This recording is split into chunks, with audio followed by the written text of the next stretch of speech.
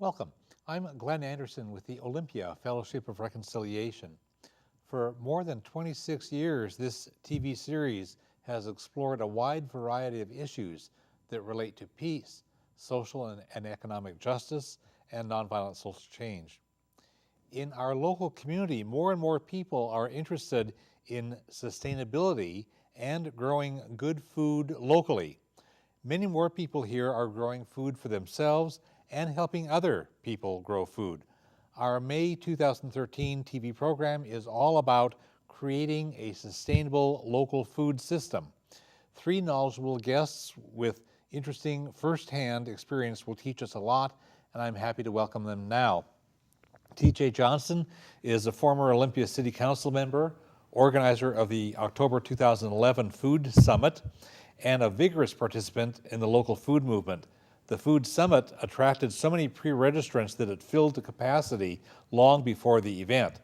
And the Food Summit brought local people together and moved towards solutions. Good to have you here, TJ. Thanks, Glenn. David Copley is the Kitchen Garden Project Coordinator for Garden Raised Bounty, GRUB, which helps our entire community, especially young people and especially lower income people, to grow their own food.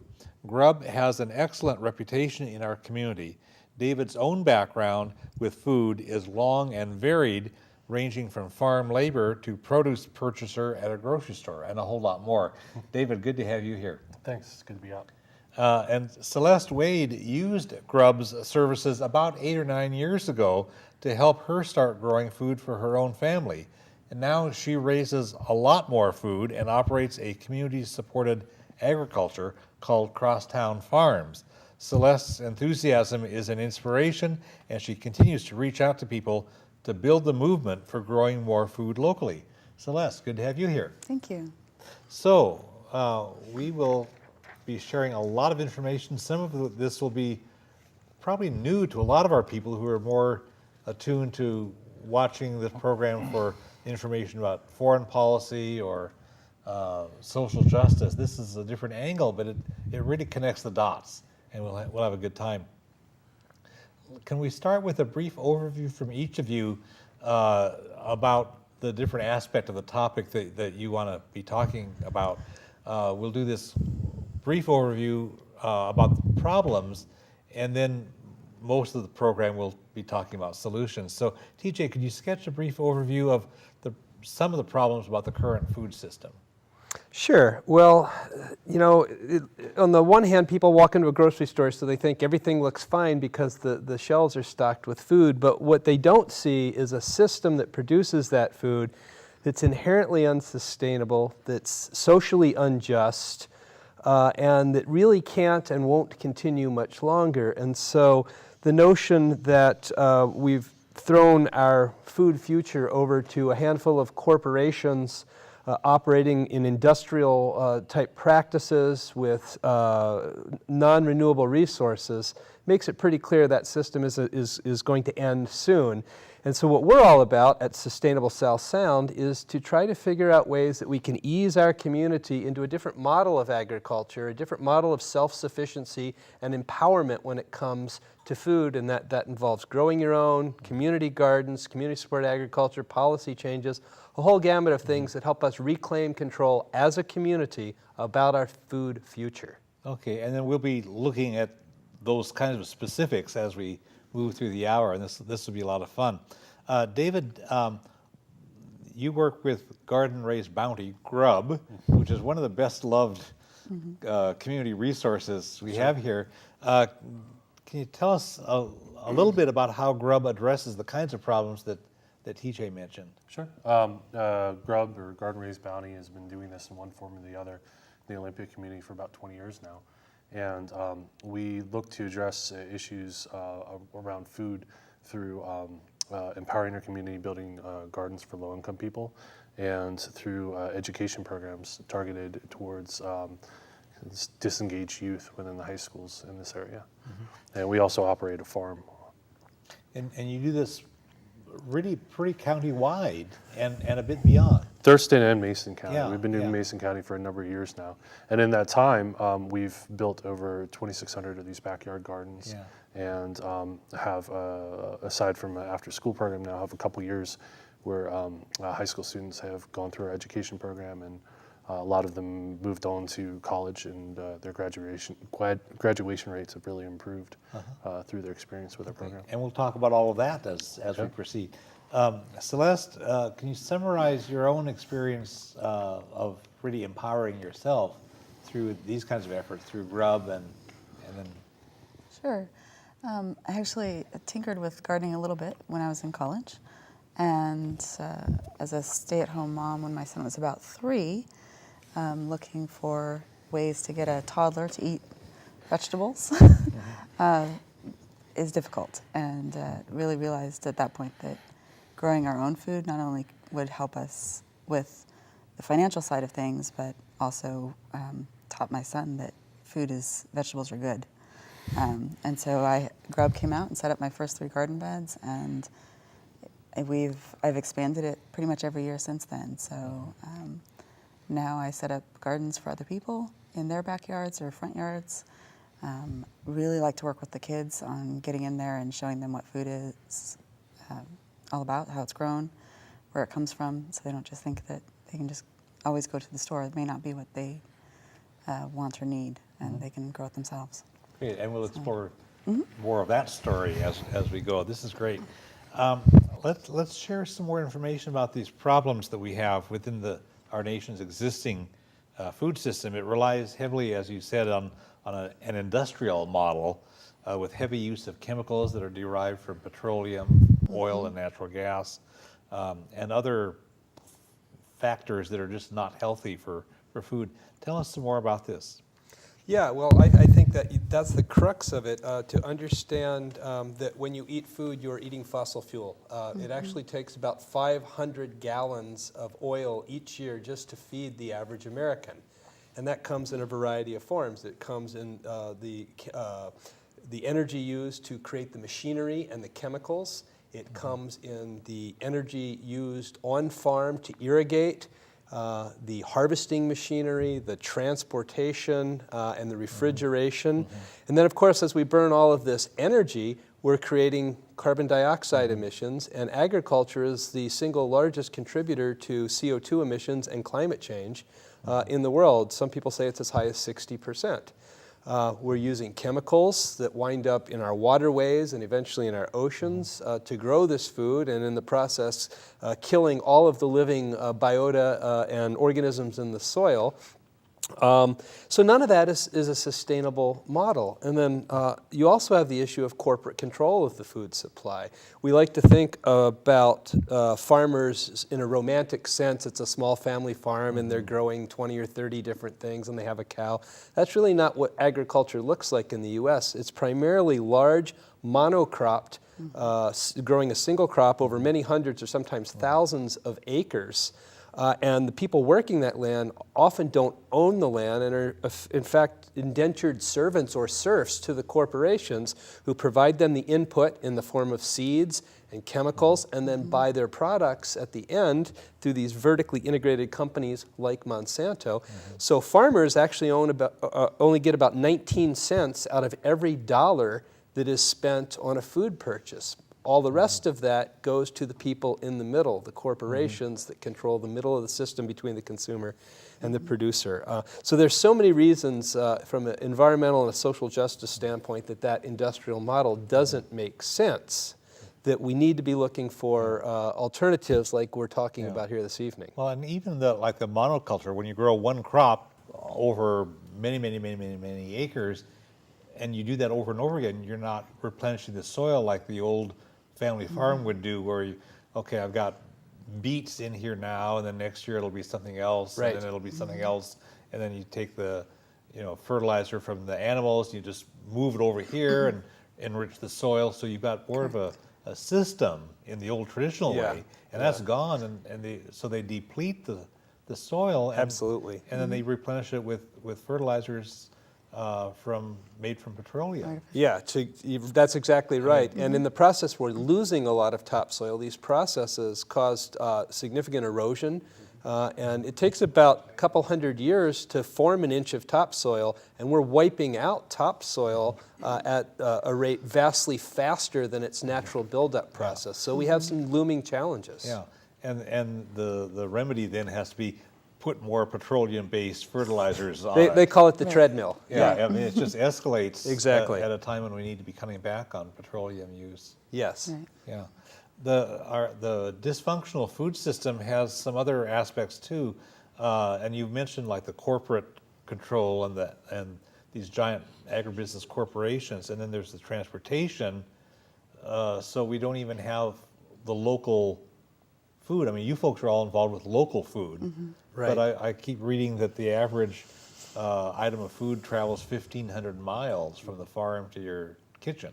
Yeah, that's right. And so there's that distance between the producer and the consumer involves a lot of energy. It also involves oftentimes exploitation of the workers who are producing the food, but the consumers, we don't see that. We see the food in the grocery store, and we don't have a lens to look back and see the whole process of environmental and human exploitation that created that food getting into our grocery store. That the airplanes were spraying pesticides while the farmers were in the fields. Absolutely, and And the then the farmers are farmers- working with no wages, low wages, Yeah. no benefits, Yeah. no health care, Yeah. no security in their jobs. And all of that is not sustainable either. then, Absolutely. Because you can't have a society persist when it's that stratified and that unjust. Yes, yeah. So,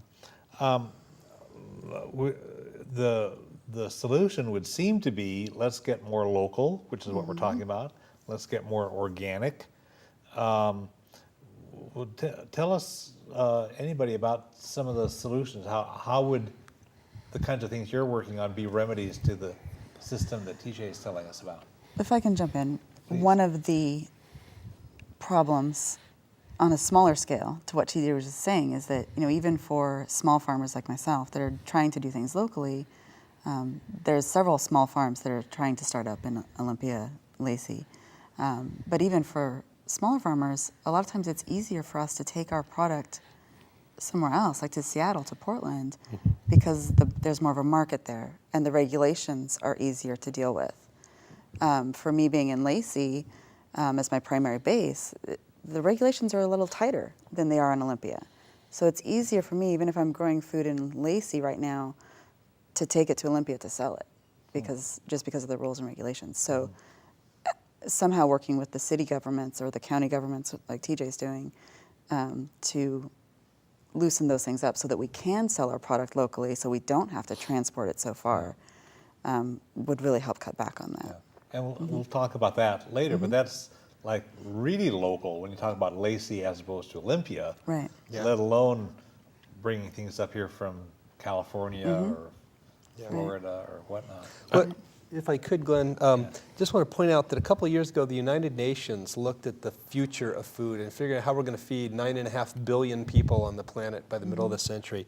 And their conclusion was the only way we can do it is through small, diversified, ecological-based farms that are growing food and growing that food for people in that area. So the notion that you need these big corporations to feed the world, it's exactly the opposite, according to the United Nations, and everybody's looked at it. You need small farms like what Celeste is doing, what Grub's doing. You need community gardens. You need these things that work in concert with the environment within a context of community if we're going to feed ourselves in the future. Right. But those giant corporations spend millions on advertising because it benefits Of course. Right. And there's also, there's a cultural component to this. You talk about eating locally, and if you really want people to embrace that, there has to be a certain amount of education and celebration around it, because you're not going to have a tomato in December eating locally.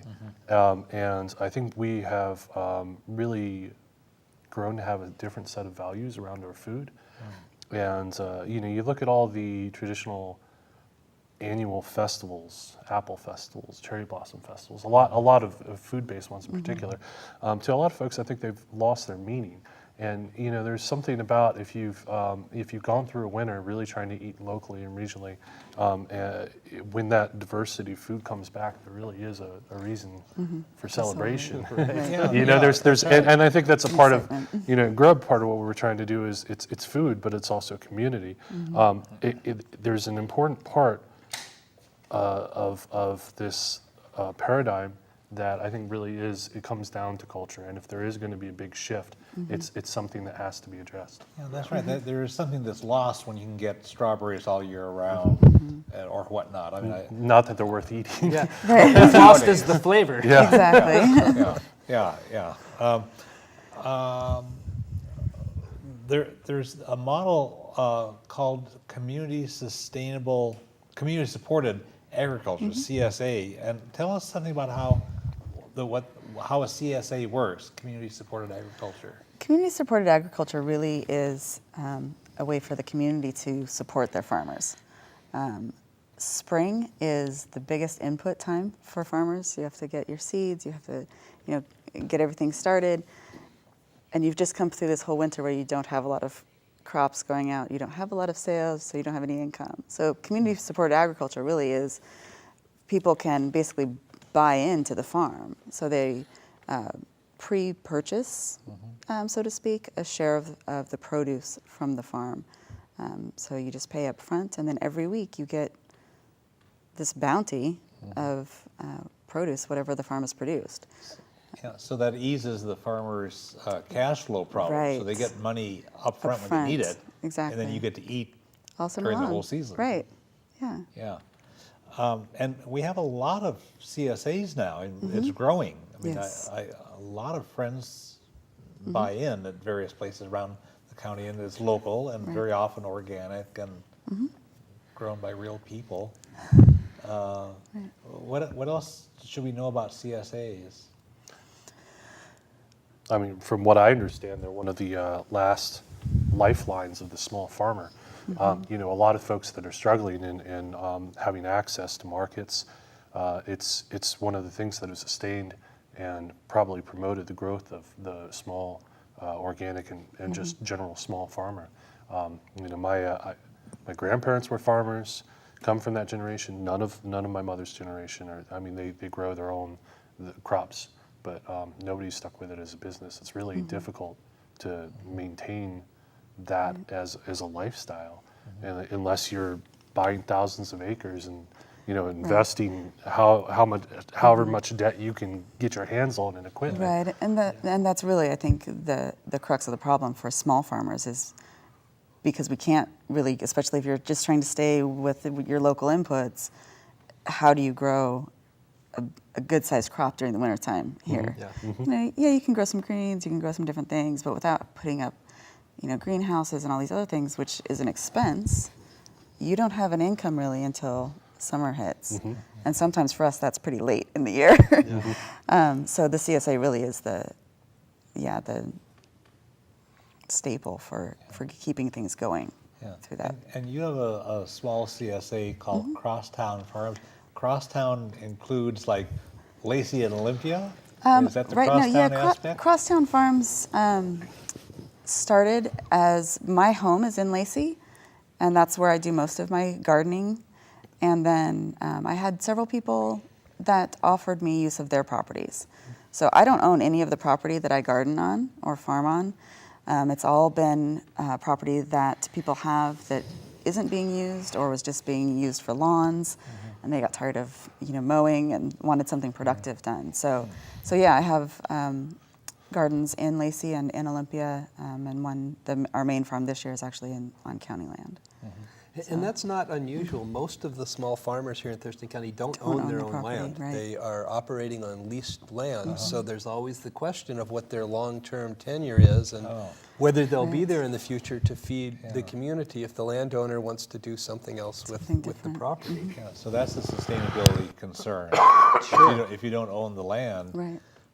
How sustainable can you be? Right. There's another model that we should talk about as a solution that this gets into, the community gardens approach, where tell us how community gardens work.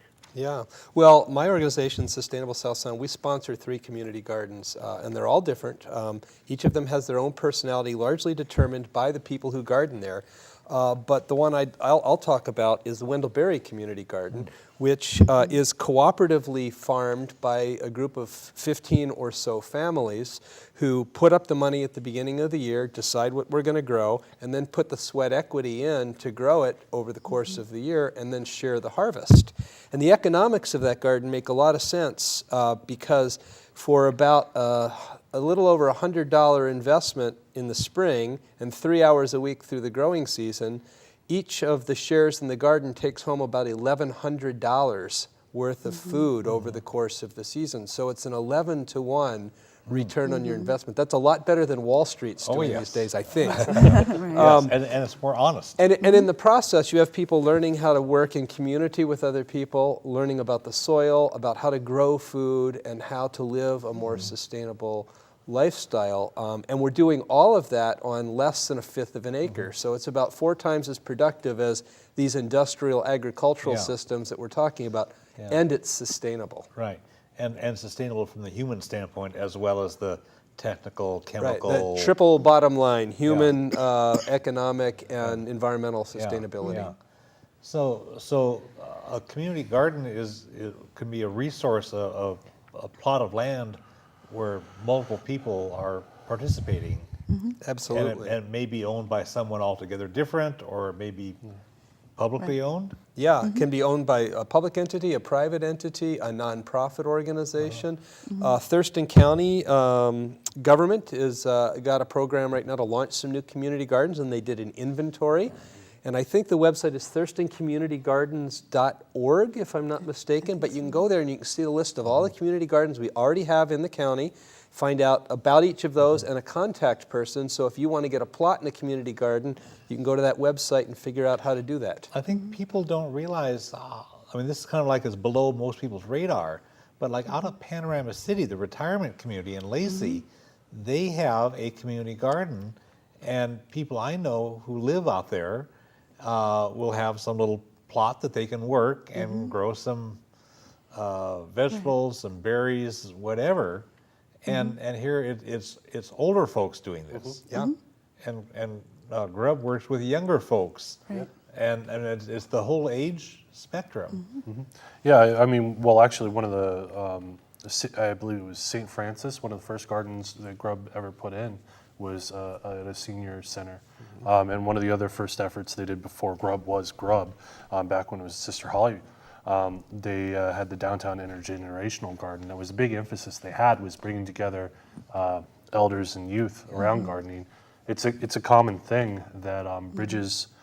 I mean, that's the thing I love about our work and about agriculture in general, is you can bring together people from all walks of life, and everybody can talk about how their tomatoes are doing, or what what trick you have for the critters. Breaks down a lot of Yeah, barriers. it breaks down a lot of barriers. Yeah. Tell us about the history of Grub. You mentioned the Sister Holly Sure. garden. Tell us the early history, the background. So it's a lot of evergreen students doing good work. It started off with 2 separate tracks back in 1993. We had a student that was, grab my cheat sheet from my history because I get nervous on TV here.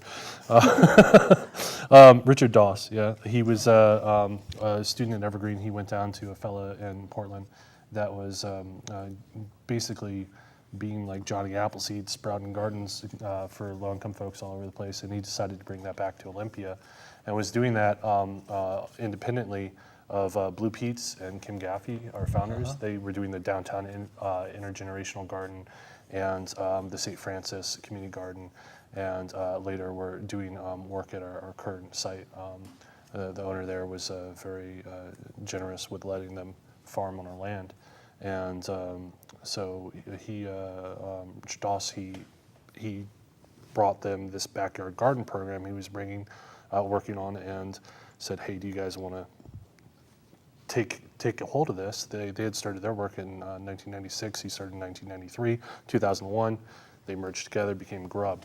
So that's why we're an organization that kind of has a couple hats we wear, is because we're the product of two different efforts coming together.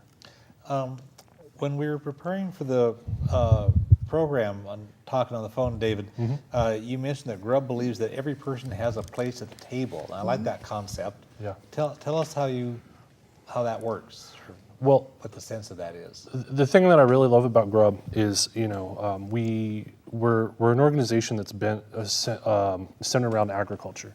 But the great thing about Grub is it doesn't stop at what we're doing. It focuses on how we're doing it. In our logo, we have a Venn diagram, building land, building community, and building self. In the center is Grub. And that's really the great thing is there's a lot of energy around intentional communication and coming to people where they are. So when we're building backyard gardens, we'll build it whether you're a landowner or a renter, as long as you're a person financially that is in need. We vary the way we configure the gardens. So, for example, last year there was a woman that we built a garden for years ago. We came out and stacked her gardens higher because now she has mobility issues, and she could take her little scooter, little rascal guy, right out in the backyard and garden right from there. And so we have a lot of oppression workshops and just all sorts of multicultural values that we integrate in the work that we do. Yeah, and a great diversity. When you have the young folks, it's lots of young folks and all different kinds, and Yeah. So a lot is getting along with each other. Yeah. I mean, I throw around we a lot, and it's a very big we. And that we is full-time staff Yeah. who are coming from different walks of life, and interns and volunteers and students and different members from our community. And you have folks that are retired and folks that are in high school and folks that donate tens of thousands of dollars and folks that just got a garden because they need that extra help to get the bed in the soil. And they're all working together and are really approached on a even keel, level ground. Yeah, I want to give the website and phone number so people can connect. You've got a location on the west side on Sure. Yeah. Elliott and Division. The phone is 360-753-5522, and we'll have that at the end of the program in the credits. And the website is www.goodgrub.org, which is wonderful. It's always fun to do that. Tell us about the Kitchen Garden Project. That's what you manage. Yes. So I'm the coordinator for the Kitchen Garden Project, and that's really what it is. It's coordination because there's a lot of folks that are involved in our work. And it's the side of the program where we build backyard gardens for low-income individuals and families throughout Thurston and Mason County. And if you date back to when Richard Doss was doing it before Grub was Grub, to now, we've built over 2,600 of these gardens throughout Mason and Thurston County. And it's a program where once in the spring, March to May, is our main build season.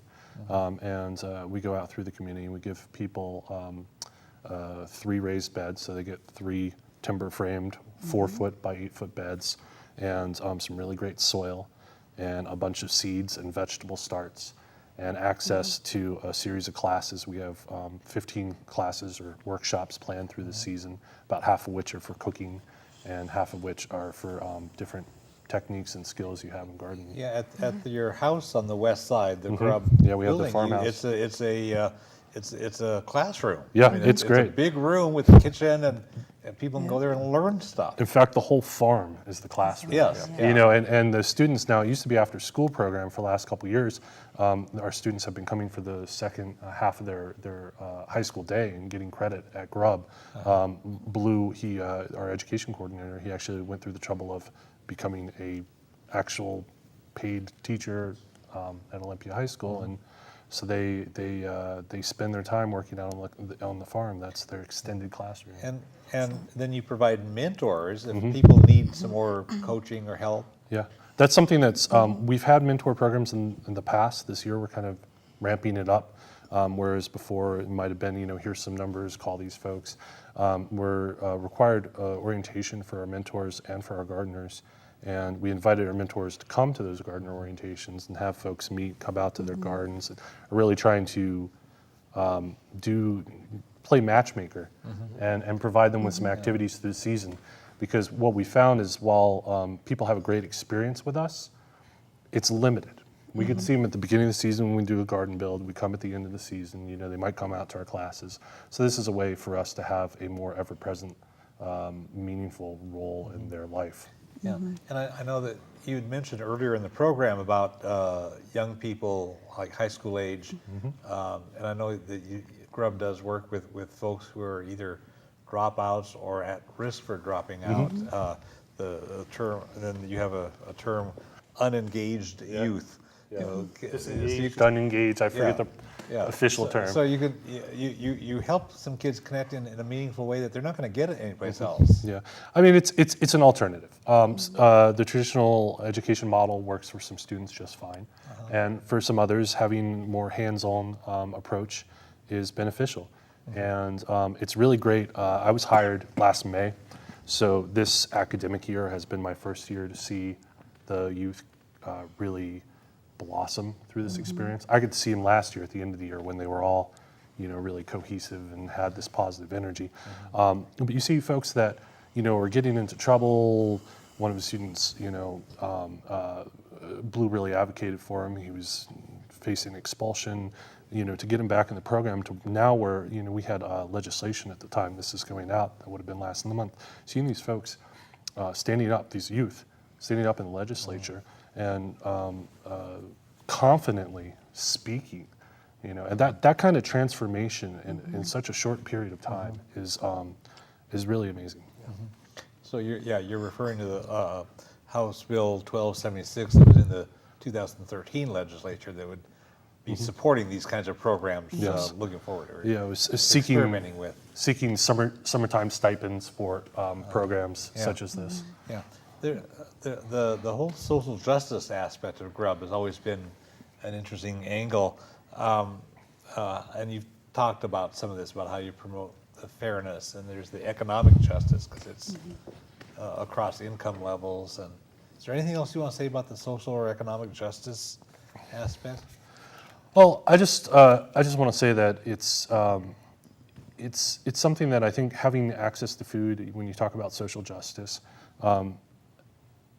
it's really ridiculous that living in poverty or near poverty means you can't have a healthy diet in today's day and age, in America in particular. And I think that providing backyard gardens, providing people just the opportunity, and that's all it is an opportunity that we provide. All of the work is our gardeners are doing it. All we're doing is giving them the chance to do it.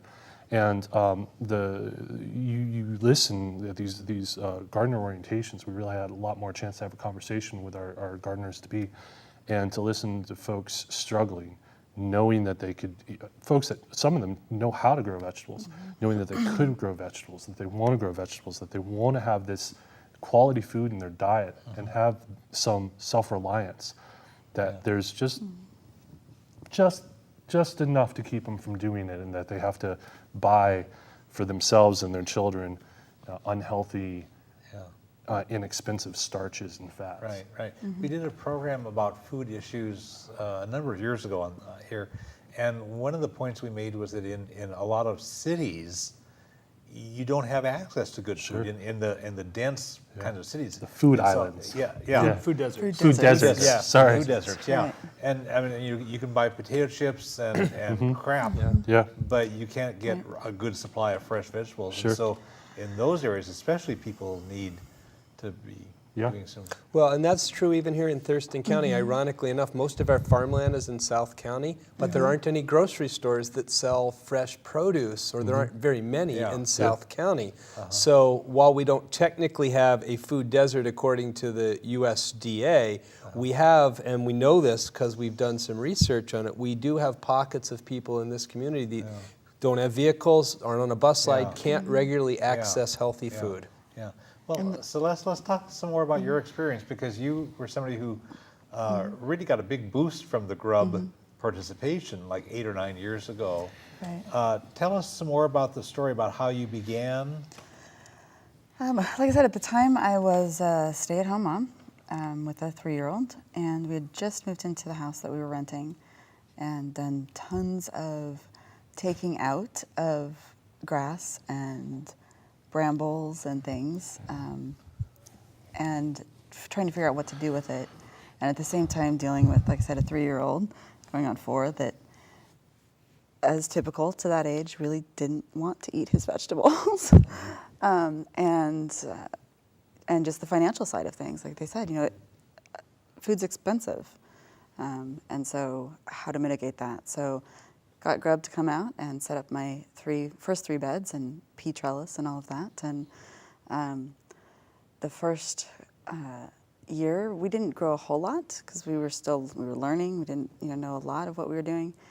The second summer, we would frequently lose our child in the tomato trees that were growing out there. Cherry tomatoes, if you don't keep them contained, tend to just continue to grow. And he loved to go out there and just hang out and eat the tomatoes. Whereas that was one of the foods that you couldn't get him to eat before. Yeah. The taste difference between what you get in the store that's been shipped however many thousands of miles and treated and all of these things, and something that you can just go out and pick fresh. Same as we were saying about the strawberries earlier. He's going on 13 now, and there were strawberries on sale at the store the other day. And he's like, "Oh, let's get some strawberries." I was like, "Okay, we can do that." Got some strawberries, and his first thing when he bit into them, he's like, "Oh, there's like no flavor here." I'm like, yeah, you need to wait a couple months until ours are ripe, and then you can have strawberries. But yeah, now he's 13, almost 13, and he's my right-hand helper on the garden, and helps me put in gardens for other people, and is great about talking to other people and other kids that, hey, this is a whole lot better than what you're getting at the store, and and understanding that, like peppers, even bell peppers, which we can grow fairly well around here generally, one of his favorite things, but to go in and buy a pepper that's been shipped from who knows where for $1.50 for a pepper versus buying a packet of pepper seeds for $2 and planting it and growing 20 pepper plants. He's starting to see that, and that's what I want to encourage for other backyard growers, and getting people to grow in their yard, even if it's a small space, doing container gardening if you're in an apartment or whatever. We can grow tons of food in really little places around here. Yeah, it's really cool for somebody like his age to then be able to tell his friends, how good food can taste. I mean, it's a whole different completely different thing. Yeah. We have so many gardeners talk about children that would never touch vegetables that when they grow Really? it. Well, I think whole one, the different flavor is experience. so much better. Yeah. But I think there's something magical about having this thing in your yard that comes from nothing. That we grew ourselves. I've seen so many children Yeah. dive in. There's just nothing more joyful than watching a kid Right. And if get we're into the dirt. serious about changing the culture through food, That's it where it has starts to with start. the kids. Yeah. Exactly. Yeah. Having these kids learn that early on, and then as they move through their life, becoming the people that teach it is the way cultural change happens. Absolutely. So tell us what happened then after you got rolling on this thing, because this has been like 8 or 9 years. It's been exploding. next? Yeah, it's been exploding. So we started with the vegetables, and we added various different fruits, and raspberries, strawberries. We have different kinds of, lots of blueberries, most of which was in containers because we're on rented property. So we learned a lot about container gardening. We have since, as a family, moved into other foods. So we raise rabbits for protein. We have chickens for our eggs. We also have goats now, starting on for some dairy, all in a little city lot. And working with, TJ's encouraged me to work with the city councils on getting the rules changed a little bit so that it can accommodate backyard farming, basically. And so far, I think we're moving forward on that. It's been good. So. And you told me on the phone that you've completed the training with Enterprise for Equity, the local group that helps people figure out financially how to make these kinds of small enterprises work. Correct. I'm be finishing up at the end, or just finished at the end of April. So that has been great as far as really helping me to set down all of the details of the business and the different aspects. And yeah, Enterprise for Equity has amazing resources and connections and just education of helping us put all those pieces together and find out where the different resources are. Okay. And then you actually told me on the phone that you had quit your state job, and now you're really into this. I did. I took the plunge last Yikes. last spring. So yeah, I guess it's been almost a year now that I just realized at the beginning of last growing season that I couldn't work a full-time job and do farm and garden full-time, and which one was more fulfilling. And so made that plunge, and it's good because now I'm working 80 hours a week doing farm and garden things. So yeah, it's definitely taken off. And you keep talking with friends and neighbors and beyond, and it's like spreading. It's growing. I have had several people offer me use of their property, and I've had to say, I can only do so much. So there's lots of space to be used. There's a lot of activity going on in Olympia, in building community and building these different ag and community relationship kinds of things. I really want to see that happen in Lacey. When we talked on the phone, we realized I've lived in my house for 10 years, and you've lived in yours for more than 30. than that. And we just now realized that we only live a block apart. Those kinds of things seem counterproductive. So getting some of the unused spaces in our neighborhoods and making those productive, and making those spaces where neighbors can congregate and get to know each other and share food and other experiences. There's an aspect of the problem that we didn't address exactly at the outset. This is genetically modified foods, GM foods, or genetically engineered foods. GE is same thing. When we were talking early in the program about the kind of the industrial aspects of the food system, we didn't have to mention that, but I want to see if we can pick up that note. Tell us about what GM or GE foods are, and what's wrong with them, and what to do about it. Well, what they are is that they take a gene from something else, a fish or who knows what, and they insert it into a tomato or something else.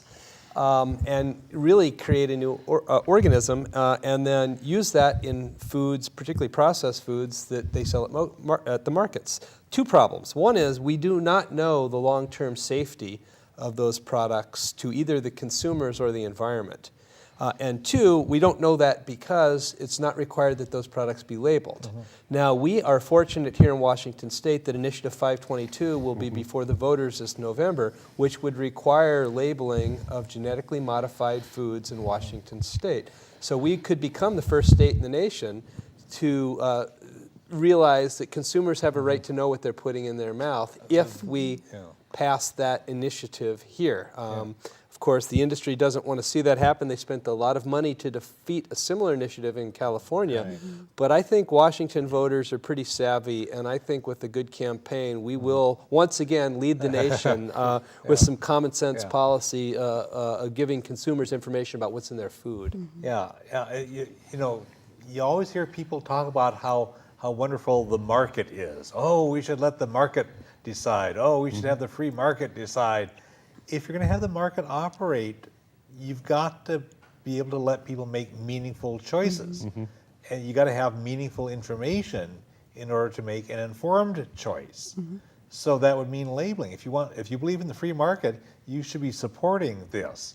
And if you believe in healthy food, you should be supporting this. I mean, it just seems like a no-brainer to me. And if the industry is so certain that these things are safe, why would they oppose the labeling of the products, right? Well, and they've been doing that on some other things. There is this case of the bovine growth, bovine hormone growth stuff, and they're having to label, or there's the issue about whether a milk carton has to be labeled if it's got that stuff in there, and the industry came unglued about that because it was bad. And then there's the dolphin safe tuna label, where we got Congress to pass a law saying, being able to certify that this can of tuna was caught without unnecessary killing of dolphins. And Mexico, which has a dolphin, or has a tuna fishing industry that was not being careful to protect from killing dolphins, complained to the World Trade Organization, the That's right. WTO, and the WTO ruled in favor of Mexico's tuna fishing industry and overruled that. And I checked a can of tuna at home, and the label's still there. So I don't know if it. They if have the a certain appeal- number of years to phase out the labeling, is my understanding. But so here's the thing where the public got Congress. I mean, Congress, the most backward of institutions, or nearly the most backward institution on the planet, was able to pass this thing, and here the WTO overruled it, so that the consumers won't have a meaningful label to make an informed choice about. Well, these are precisely the sorts of things that are driving more and more people to want to know their farmer, and they're driving people to want to buy CSA shares, Yeah. or to go to the farmer's market, or to sign up at a community garden, Yeah. because they want to know where their food's coming Yeah, from. it's that stuff and the abuse by Monsanto, Sure. the genetically modified foods. I mean, there's a whole lot of that stuff. And yeah, you're right. I think that's part of the pushback against that stuff is what's helping you folks And if you- thrive. And if you Yeah. grow your own or raise your own, then you know You know what you you're know putting where into it's it. Yeah, yeah. Yeah. We've mentioned a little bit about how the governments can either hinder or help. There are some rules, regulations, whatever, that can suppress sensible local activities like what you're doing, and then there are some improvements that have been made. Tell us some of those. Well, been in happening? terms of the improvements, we've had some real success here in Thurston County. Since 2011, all three of our big cities, Lacey, Olympia, Tumwater, have adopted new urban agriculture ordinances that make it easier for people to grow food in the urban areas, and not just grow it, but also to be able to sell it to their neighbors and the other people in the neighborhood and their friends. It allows you to now keep animals like chickens and goats, like Celeste is doing, and rabbits, so that you can really have almost diversified farms in small city spaces. So that's been great policy that has been pushed by a whole lot of citizens in the community, largely coming out of the Food Summit a couple of years ago. But we have elected officials that have embraced that. And at the county level, we have county commissioners that have been very aggressive in trying to preserve farmland, which is a huge issue for us. We've lost a lot of farmland in Thurston County, and the county commissioners are doing good work to try to preserve some of what we have left. So we have places to grow food in the future. Yeah. And I would say even, I'm totally behind this, the preserving the farmland on a large scale. But for me, it's still coming back to, I don't have farmland. I have my house. Yeah, I have it's my a patio. I residential have neighborhood. I have what's Yeah. there in the neighborhood. Yeah. And really encouraging people and educating people on how to grow food right there. Yeah. How much food can you grow in a 4x8 bed?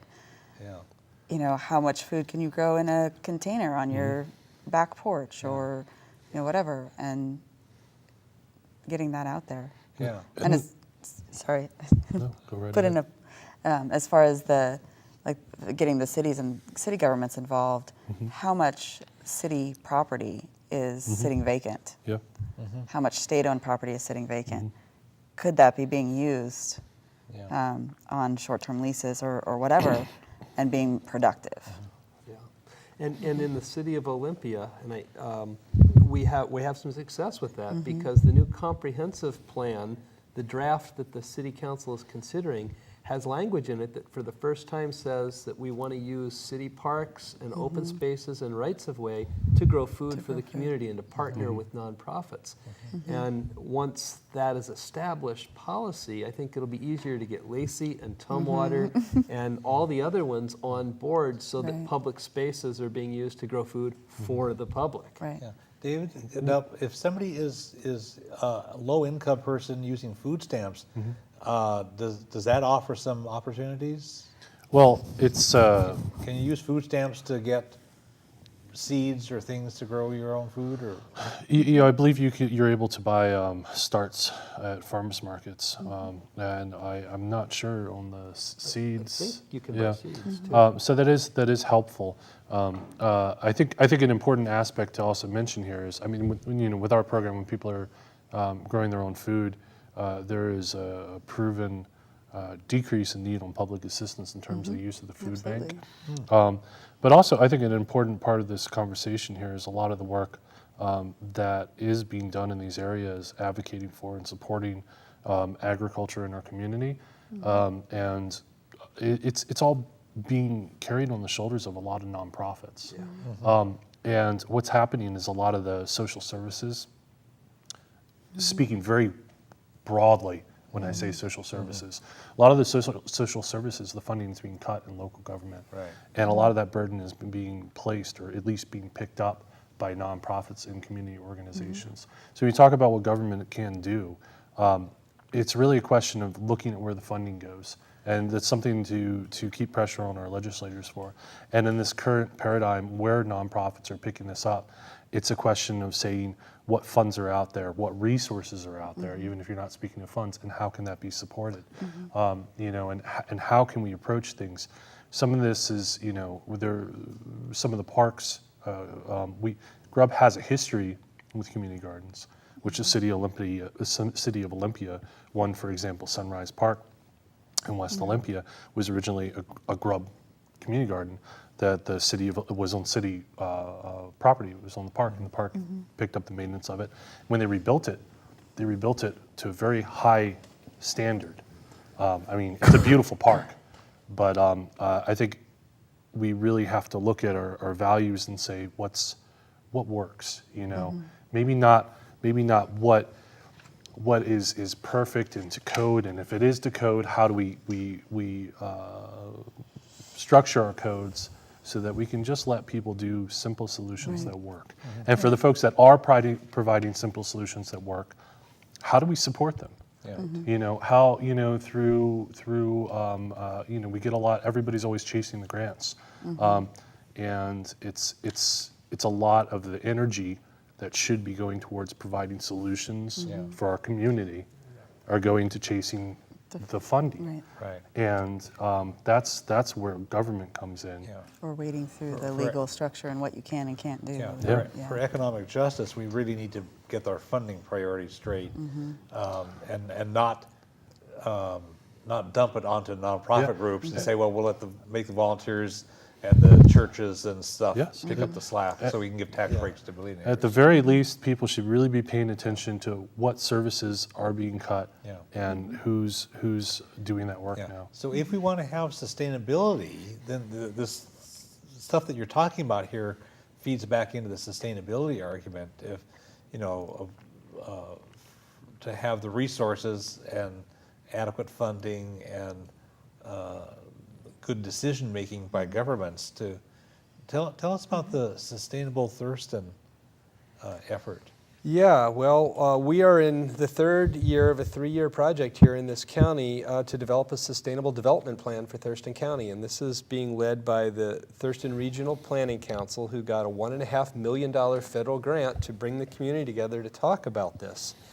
And they've had a lot of conversations and a lot of meetings, and they've looked at a whole range of things, including food, and they've come up with some scenarios for how we can grow as a community in more sustainable ways. And that's all good, but the challenge is that under all of their scenarios for sustainable development in Thurston County, we're going to lose farmland. We're going to lose anywhere from 8,000 acres to 19,000 acres of farmland. They're not offering an alternative that says, if you don't want to lose all that farmland, let's choose a different future for ourselves? The problem, Glenn, is that the underlying assumption to this whole planning exercise is that we need to plan for another 170,000 people in Thurston County by the year 2035. So if you use that as a planning assumption, we're going to lose a lot of farmland. We're also going to lose a lot of those little urban spaces that Celeste has been talking about where we can grow a lot of food because we're going to see more high rises Yeah, and wanna infill development. Yeah, they want to do the infill, find vacant lots and put a bunch of housing there. Yeah, and this is important, and Yeah. everyone in this community that's listening to this show needs to go to their website Yeah. and weigh in on this, sustainablethurston.org. Yeah. If you don't think that that's a good future, if you Yeah. can't imagine 170,000 more people in Thurston County and being more sustainable, Yeah. you need to let them know. If you're Yeah. concerned about the loss of farmland, you need to let them know. Yeah, we're running out of time, but I want to put in a little plug for this little place in downtown on 9th and Adams, just south of the Olympia Library, the fertile ground and the commons on that corner of 9th and Adams. Tell us briefly about that. Sure, it's the Commons at Fertile Ground, and that has been a garden space and a community space for many years. I'm just now have the privilege of getting involved in that and being their garden manager. And what that means is their gardens that they have, the beds and whatnot that they have there, we're really going to be intensively planting to grow a lot of produce right there on site. It'll be used at the Fertile Grounds Bed and Breakfast, given to food bank, and sold right there on site in their farm stand and food nook. And the food nook, which is just a little building right there on site, is open now every day, I think 10 to 2, every day of the week. I think it's Monday through to Friday. Monday through Yeah, Friday. I just went by there the other day. Yeah, Monday through Friday, and that sells ultra-local food, I think they're calling it. Everything that's sold there has to be produced within 20-mile radius. And like I said, in the farm stand produce, a lot of it will be grown on site or with other local farmers that will be bringing it to that site. Okay. I want to mention some of the good resources. We mentioned a few. I want to just kind of run through some, and we'll include these in the closing credits. Again, Grub website is www.goodgrub.org, and the phone is 753-5522. The Thurston Food System Council that came right out of the Food Summit that you had done has a website, www.thurstonfoodcouncil.org. Sustainable South Sound is at www.sustainablesouthsound.org. South of the Sound Community Farmland Trust, www.communityfarmlandtrust.org. And then there's a new map that came out just now with 54 local farms where people can buy directly from farmers in the county here. Is available from the website for South of the Sound Community Farmland Trust, and also at the food co-ops on the west side and the east side. And the farmers markets. And the farmers markets, the The library, the library has some, Fertile Ground has there some. really are an abundance of local resources, and it's good folks like you and a bunch of other folks doing this. So we really hope that viewers will connect in whatever ways that they can. I want to thank T.J. Johnson, David Copley, and Celeste Wade. I want to thank all the folks who've been watching. It's impressive to see how many people are concerned about sustainability in a whole bunch of ways, and sustainability for how we grow and consume our food. There are so many reasons why people are doing this, including problems with the industrial system that exists now for the food, and the human and environmental and even spiritual benefits that come from raising and consuming our own food locally. It's also better for us. During most of the time we've talked about growing crops and things, but also animals are part of this as well. Local governments here have been making some progress, but we need to urge them to do a whole lot more. Community gardens and CSAs and other solutions are around, and we want to appreciate all the different things that nonprofit groups are doing here. You can get a wide variety of information about issues for peace, social justice, nonviolence, and social change by contacting the Olympia Fellowship of Reconciliation at 491-9093 or www.olympiafor.org. We are all one human family, and we all share one planet. We can create a better world but we all have to work at it, and the world needs what you have to offer. Thanks.